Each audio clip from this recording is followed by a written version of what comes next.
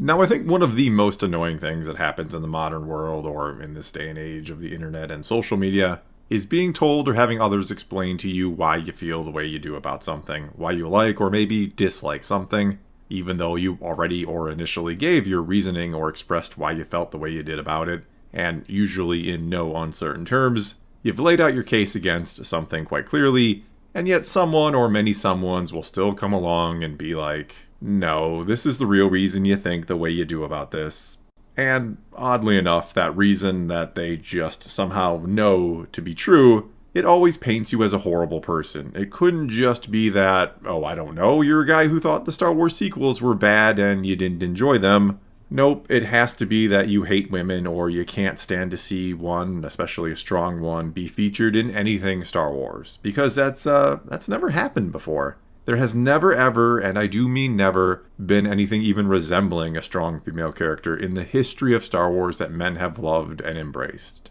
Anyway, the reason why I bring this fun topic up yet again is because an article was written by Matthew Bellani at Puck News going over some of the troubles and issues Disney has been facing lately, including discussing the results of a recent poll that found that, among blue chip companies, Disney was rated the most unfavorable among them, getting a 21% unfavorable rating.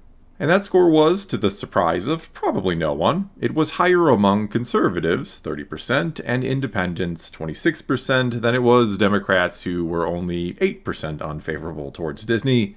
And one pollster, David Hearn, concluded that, while conservatives give Disney higher unfavorables, it's not perceived wokeness that's keeping people from theaters. The more immediate issue facing the entire industry, not just Disney, is the quality of the content and the price of moviegoing. And this is where things get interesting because this article then got a response from an unnamed Disney executive that said the following. Everyone says it's the movies, stupid, which is an easy thing for people to say. More appealing movies are a great way to jump the political issues. But more and more, our audience, or the segment of the audience that has been politicized, equate the perceived messaging in a film as a quality issue. They won't say they find female empowerment distasteful in the Marvels or Star Wars, the latest trilogy starring Daisy Ridley, but they will say they don't like those movies because they are bad. So make better movies becomes code for make movies that conform to regressive gender stereotypes or put men front and center in the narrative.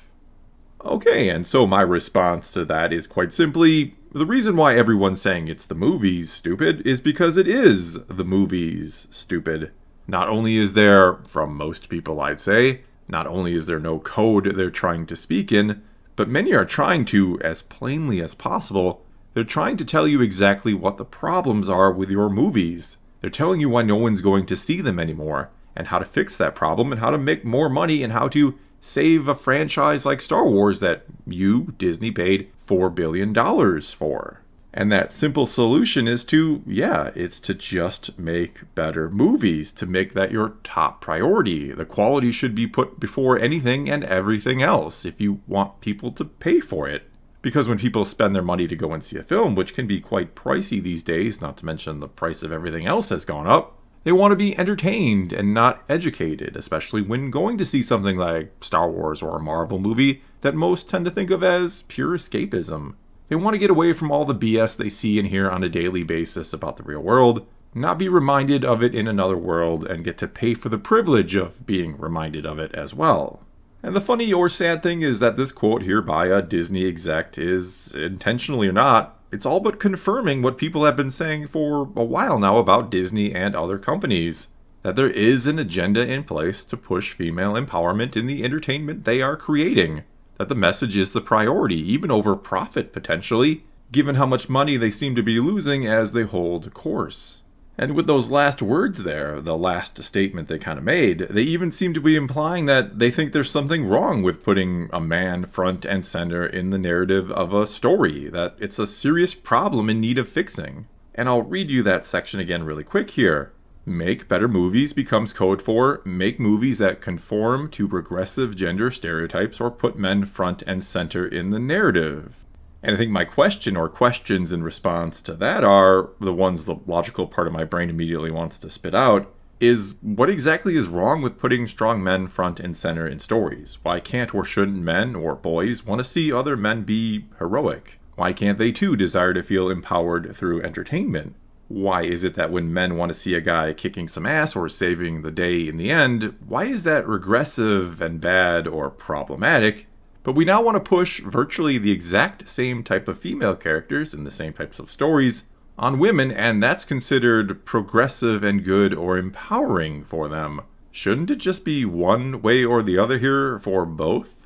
And yes, I am intentionally being a bit facetious here. There's a lot more nuance to it than that, and I don't even agree with the whole premise in the first place. I don't agree that men can't like or can't enjoy in the same way entertainment that features women, and vice versa when it comes to women enjoying stuff where men are the lead or more prominent. Though sure, I do think that on average, you could say, men will naturally gravitate towards stories about or that feature men, while women will do the same and gravitate towards stories about women. And I don't think there's anything wrong with that at all. People can have preferences. But despite what Disney wants to tell me, or tell me that I believe, somehow knowing what that is, I still think without question the most important part is always going to be the story itself being good or bad, which again is what Disney has forgotten in all of this.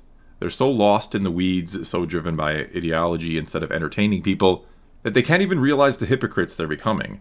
That they're essentially claiming there's a problem when men won't go see a superhero movie like the Marvels that features women, but it's perfectly fine and understandable when apparently women don't want to go see movies with male superheroes. Even though the inconvenient truth for them when it comes to the box office failure of the Marvels, which this Disney exec brought up and essentially kind of blames men for, is that not only did more men go see the movie than women did, but it was basically a 2-to-1 margin. It was a 65 to 35% male to female split, which means almost quite literally twice the number of men went and saw that movie than women did.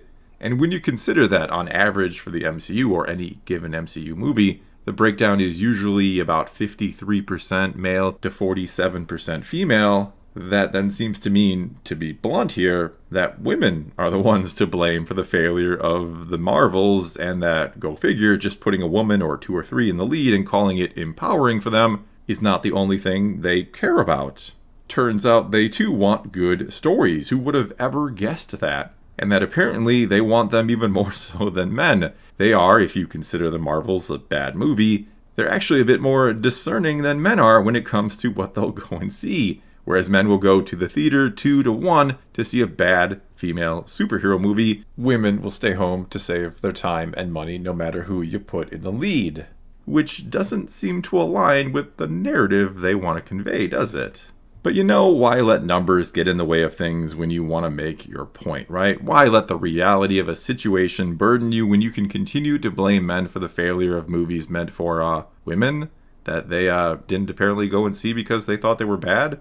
Why listen to your audience, the ones who will happily, again, give you their money if you just put the rest of it aside and start making good movies again, if that becomes the priority again? Why listen to your customers and be successful when you can instead tell us what horrible people we are and go bankrupt in the process? Well, that's all I got for this time. Now it is your turn to take to the comments below and tell me what you think about what this Disney exec had to say. Do you think they're completely missing the mark and dead wrong? Or maybe you believe they're onto something. Whatever you do think, though, leave those comments below and let's talk some Star Wars. And until next time, thanks for watching.